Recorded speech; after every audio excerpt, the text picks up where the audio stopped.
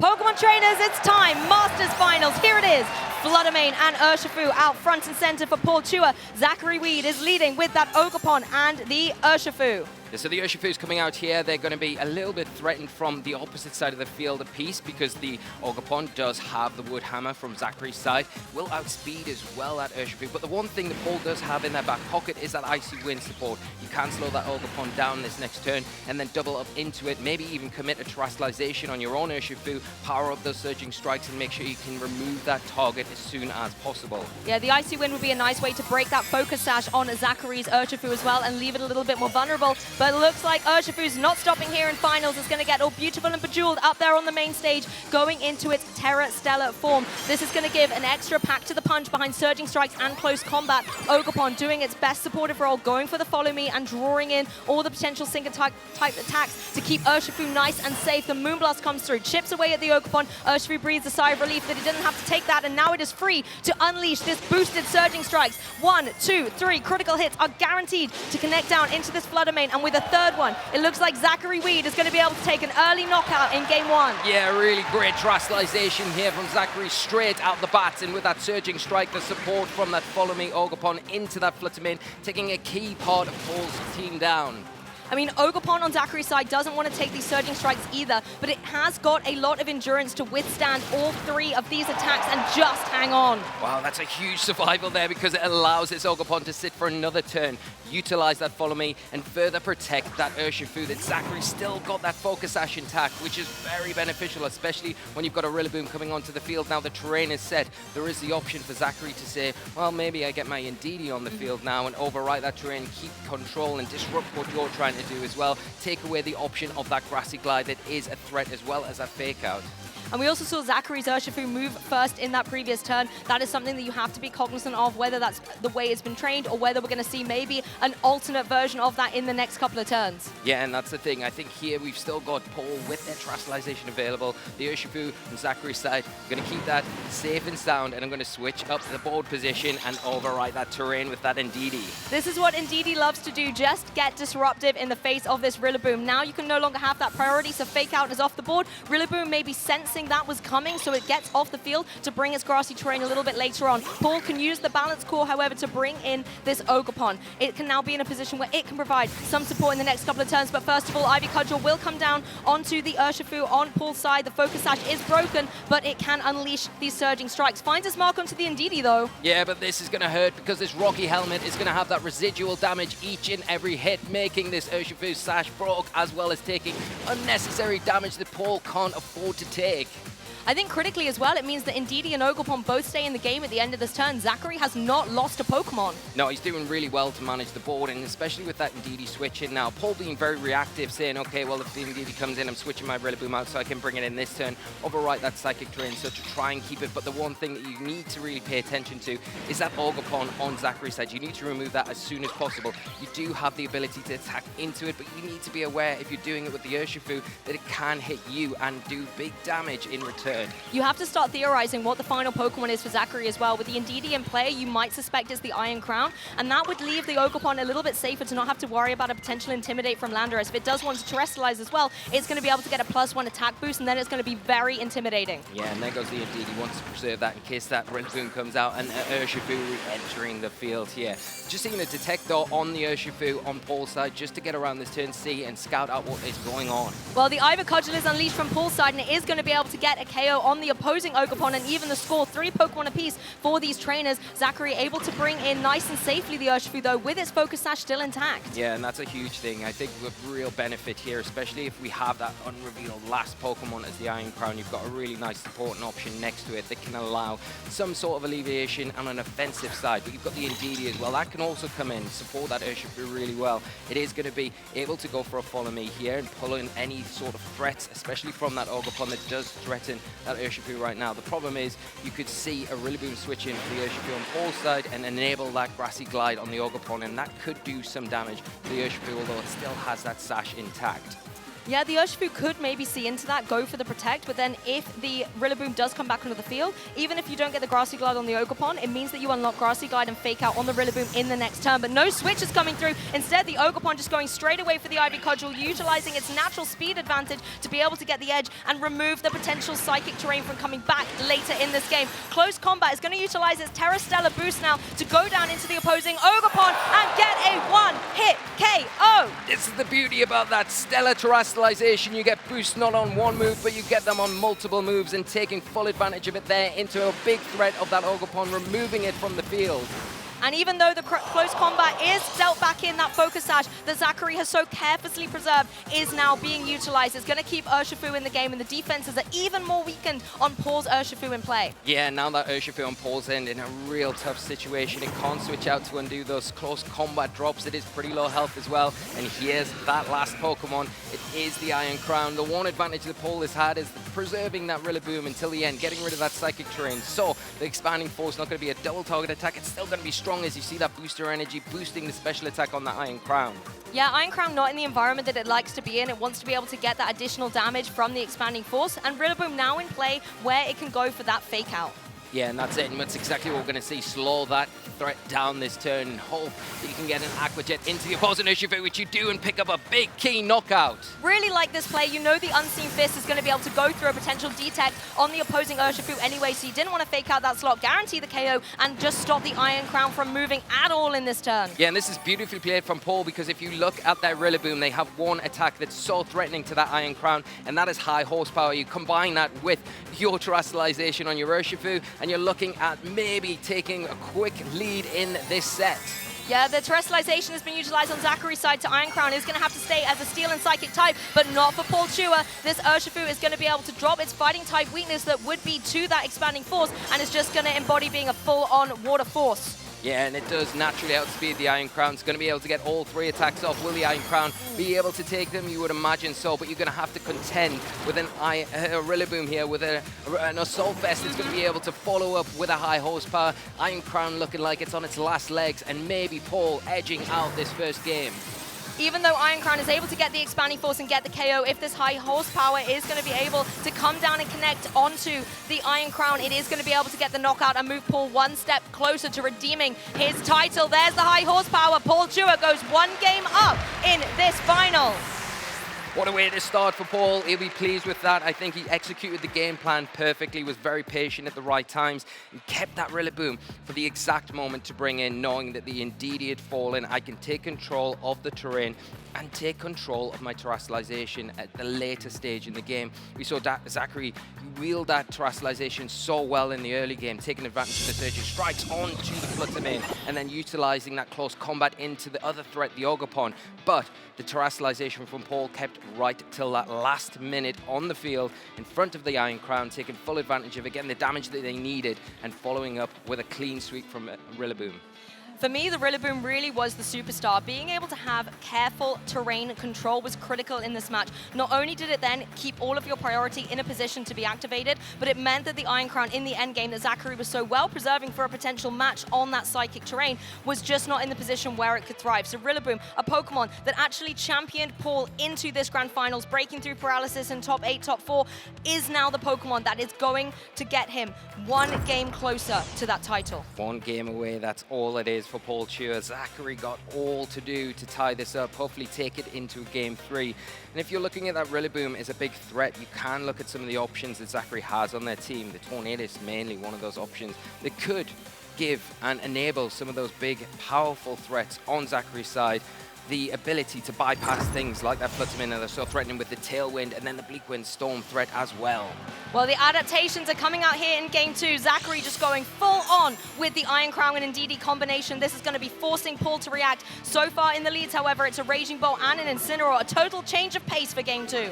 Yeah, this is a change up, and you've got that offensive threat of Iron Crown. It's not really threatening the Incineroar too much right now, but it's not threatened either because that booster energy means the knockoff not going to be too much damage, and the Fake Out not something that you can slow it down with. You can go for a parting shot into that, slow it down if Calm Mind is suspected. And you have the ability now to switch out your Raging Ball, get the Rillaboom on the field, and make sure you keep control of those terrains. I like this switch coming through from Zachary, thinking maybe that Rillaboom could be coming in, so you need the Indeedee in the back to overwrite that, and letting the Landorus join the fray here in the Masters Final. It's going to be able to get the Intimidate down critically onto the imposing Incineroar as Raging Bolt gets out of there. Lee, do you think we're going to see a Rillaboom? We're definitely seeing a Rillaboom. I think here it is. It's going to overwrite the terrain, lay the carpet, and set that grassy terrain here, making the Fake Out this next turn active. It can go into the Landorus. We are seeing the Fake Out into the Iron Crown, saying, I'm not giving you an inch here. I want to stop any potential Calm Mind, slow things down, and now you've got an active Fake Out, but you've got to be really wary that the Indeedee could just switch back in for the Landorus. It's done its job. It's dropped an Intimidate onto these two physical attackers, which is great.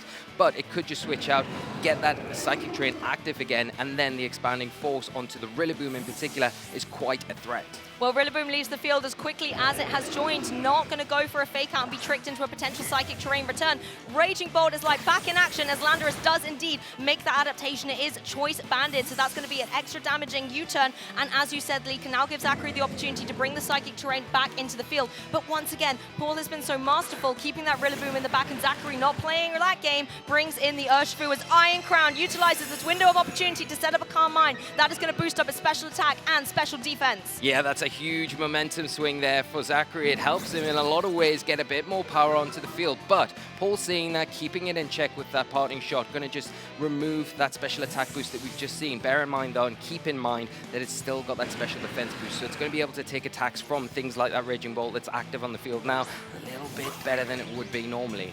Yes, definitely when you see those special attackers in play, you need to keep those calculations in mind, as well as the grassy terrain on the field with the leftovers on that Raging Bolt can put it in a position where it's just going to have so much longevity on the field. Yeah, and I think if you're Paul now, do you want to go for a Calm Mind of your own with your Raging Bolt? It could kind of keep pace with that Iron Crown, especially on the special defensive side of things. So if that Psychic Terrain does make an appearance again, then you can at least take those attacks a little bit better. But the Ogerpon in a great position. It is going to threaten the Iron Crown now in that Psychic and Steel form. The Steel type doesn't like Fire types, but it does have Terrestrialization in its back pocket. Goes for that though, it becomes susceptible to the Dragon type attacks, and we're just seeing a Protect. Yeah, defensive play on Zachary's side, protecting up that Iron Crown as the Grassy Glide just goes straight down into that Urshifu. Thunderclap trying to follow up, but it's going to fail. Now, if you are the Urshifu, you can go for this taunt, not going on the offensive, but shutting down a potential Calm Mind. That is now no longer an option for that Raging Bolt. Yeah, it's a big risk going for the Grassy Glide there, especially if you see the Indeedee switch in. It would have been blocked from being a priority attack. It would have hit anyway, but a big amount of damage to get onto that Urshifu and put it in an awkward spot now. And now the Iron Crown becomes a big target because you can kind of pin it with a terrestrialized Ivy Cudgel and cover it with a Dragon Pulse. And almost either option that you go for with that Iron Crown, it's going to take big damage. But can you get that Indeedee position to take advantage of the Expanding Force? Is that going to be enough to deal with these two threats on Paul's side? And I think the Ogerpon as well, really primed to apply pressure to that Iron Crown. It does not want to take one of these Ivy Cudgels, particularly if the Ogerpon wants to utilize its terrestrialization and give itself the attack boost. Yeah, but you do have the Landorus. That is one thing that can come in and reduce the attack power on the Ogerpon. Are we going to see it? Doesn't look like it. It is the Indeedee. It's back for more with that Psychic Surge ability activating and Psychic Terrain in play. Yeah, it's hoping to rejoin the battle and not be met with a Rillaboom, and it looks like there's no switches on Paul Chua's side. Instead, the Terrestrialization is going to take to the stage. The Ogerpon going to unleash behind the Hearthflame Mask and become a fully fledged Fire type. The Ivy Cudgel, in using its Embody aspect, is going to be even more forbidding into that Iron Crown. But in response, a Terrestrialization, and it looks like it will be the Iron Crown. Dragon Terror type now will now have a resistance to those big, powerful Fire type attacks from the Ogerpon, but if Paul has doubled into it with the Dragon Pulse, it is susceptible to that attack. Here comes the Ivy Cudgel in case the Terrestrialization wasn't here, but this move alone has forced the precious Terrestrialization on Zachary's side, and even though it's not very effective, that does over 50%. Expanding Force will connect on both Pokemon on Paul's side, but it does not Dragon get a Pulse! knockout. Dragon Pulse coverage goes And it's down. enough! It is down. Zachary loses the critical Pokemon he's had by his side throughout this tournament. The pin Awesome movement there from Paul Chua, executed perfectly, taking down a huge Pokemon, a huge piece of Zachary's team, and now got all to play for here. The Ogerpon in a really strong position now to keep on putting pressure on with those Ivy Cudgels and even the Grassy Glide, because you've got the Rillaboom active in the back. You can switch it out at any point you want and take advantage of that priority. Now you can overwrite the Psychic terrain. The one thing I will say, Indeedee, not normally a Pokemon we know for offensive pressure, but it is rocking that Dazzling Gleam. Considering the HP the Raging Bolt has already taken, the fact that it cannot go for Terrestrialization, that is something that can potentially try and get a knockout while Landorus tries to clean up the other Pokemon. That is very true. I think that Paul having the numbers now, and you can see that they do have that Incineroar, is going to be very useful to slow down this Landorus now. We know it has that choice bind item. It is going to hit extremely hard if left unchecked. You also have the Rillaboom to bring in at any point as well, so if you suspect maybe an Earthquake that feels like the really obvious option here, although the Indeedee doesn't want to take the damage as well, you've got the Rillaboom to mitigate the damage from that, so putting off Zachary going for that spread damage, at least for now. And let's not forget, the Taunt shuts down the Protect on that Raging Bolt as well, so it would have been vulnerable to a ground type attack coming through from the Landorus. So Paul wisely making the adaptation to bring that intimidating Incineroar back in. This is going to lower the pressure of both these physical attackers that Zachary has got on, but do not forget, Landorus is still running the choice band. It still has potential to do damage, but Ivy Cudgel, the fastest thing, comes through, connects onto that Urshifu and gets a knockout. Zachary now only has the Landorus to utilize in this turn. Yeah, it'll come down to what Zachary's locked into, because whatever move they've chosen will be the move that they're locked into for the rest of the game, thanks to that choice band. It is the Rock Slide, going to hit for super effective damage onto both these fire types, but because of that Intimidate, just not as powerful as you would want it to be in this situation. I think as well, though, Landorus is pinned because you've taken the Intimidates through. You also cannot go reliably for Earthquake with partner Pokemon by your side, and particularly considering Rillaboom can come back in and set the terrain just like it's doing. Earthquake's damage is going to be neutralized. Now we're going to see the Grassy terrain set, but this is some information that Paul maybe didn't know here, because the Rillaboom looks like it is the faster of the two, setting the terrain first. That's overwritten by the Indeedee, so that falls in Zachary's favor here, where this Fake Out from the Rillaboom is not active. But does Rillaboom really care about the Rock Slide too much? They can hit back with a Grassy Glide, and they can go for the Fake Out because the Landorus isn't grounded. Yeah, that's the only Pokemon it can target. Indeedee happy to go for this Dazzling Gleam, but it hasn't found the target of that Raging Bolt that it really wanted to do. Instead, the knockoff, that's going to be dealing same type attack bonus damage into the Indeedee. The Rocky Helmet giving a little bit of recoil, but thanks to the Citrus Berry, Incineroar is going to be able to eat that all back up. Yeah, and that Indeedee looks like it's on its last legs now. It isn't got long left, and can it support this Landorus as much as you want when Zachary is relying now to get through this Rillaboom, nearly full health, this Incineroar that can pivot in and out with that Intimidate with just that Rock Slide. There's a reason why they're called the pivoting pals. Rillaboom and Incineroar can just keep switching out with one another. Rillaboom will eventually get that terrain back in play, and Fake Out can just keep raining down all day, stopping that choice band Landorus from play. Yeah, that is so well said there, Lou, but the helping hand, a last-ditch attempt from Zach. Can you get a Rock Slide, a big damage, a knockout onto the... Oh, no, nowhere near enough. There is this flinch chance onto that Incineroar. No flinch here. The parting shot going to allow that Incineroar to get out of there. The Rillaboom going to come back on, win the terrain war once again, and have that active Fake Out. And now, more importantly, Grassy Glide's going to be stronger. Woodhammer's going to be stronger, and you're going to be in a position where you could switch the Raging Bolt out if you want, drop another Intimidate with that Incineroar. The partnering, the pivoting pals are doing so well to overwhelm Zachary in this endgame. The Incineroar has the trophy in its sights, breaking through with that parting shot, and again just neutralizing the pressure that Zachary can exert. With 2 Pokemon remaining, Zachary does not have the luxury to switch them out and reset those drops. It's going to come down to how ferocious this Landorus wants to be. Yeah, and we see the Fake Out locked in on the Landorus, just wants to prevent any sort of let-in back for Zachary here, as the Raging Bolt will probably target down the Indeedee to remove that. The Dazzling Gleam coming out again, the Raging Bolt hanging in there, saying I'm not done yet. Dragon Pulse in return and taking another piece of Zachary's team down. Such a valiant effort from this Indeedee. The Dazzling Gleam trying desperately to get the KO on the Raging Bolt, but it was not to be. The bulk was just too much, and with the Grassy recovery as well, it's just hanging on. Yeah, it has been all along, Paul. Every single match, this Rillaboom's come in and out and been the star of the show, and it looks like it's done it once again.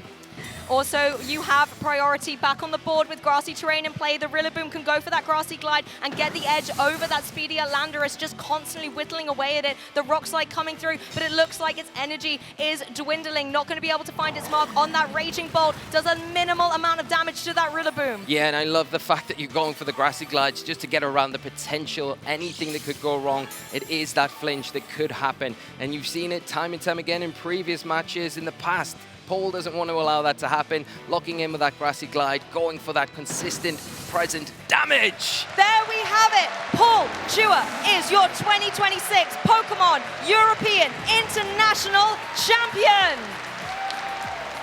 Wow, Paul Chua has done it once again, two-time European International Champion. Incredible, incredible. Paul is just one of the best Pokemon players in the world and showing why he can mix it with the best at the top time and time again. And with that Rillaboom, no less, that has been the star of the entire weekend. Experience, patience, precision. Paul Chua once again becomes your European International Champion. While others tried to crack the meta wide open, Paul trusted in the balanced core and has written the book on how to maneuver the perfect ball position and construct incremental advantages. This is what inspiration looks like, and it is exactly how greatness presents itself to your champion. Just phenomenal, just phenomenal. Paul is, I'm lost for words with what to say about Paul, because the accomplishments that this player achieves time and time again are just phenomenal. He's setting the standard for what it really means to be a top Pokemon player, and has just done it again at this biggest stage. We've had over 14,000 Masters start the weekend. Here we end up with our two top players at the end, Championship Sunday, and our #1 player coming out on top. Taking the championship this weekend is Paul Chua. And I want to give a big shout out to Zachary as well, bringing such an inspirational team, something outside of the meta, that Landorus in the Therian form, when we've seen so many incarnates running around, taking it all the way to the runner-up position. Huge congratulations, but it was Paul Chua that became our champion. So I think it's time to hear from the man himself. Costa, over to you. The biggest VGC tournament of all time, and who's on top of it? Just one trainer, and it's not a one-time, it's a two-time EUIC champion, Paul Chua!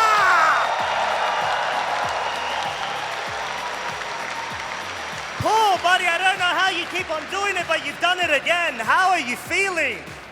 I can't believe it. Like, I know, like, in the past I've won like a bunch of regional stuff, but like, as of recently, I've been getting second place a lot every time I reach finals, so like, I never thought I'd be able to win again, but I'm really happy to get first place.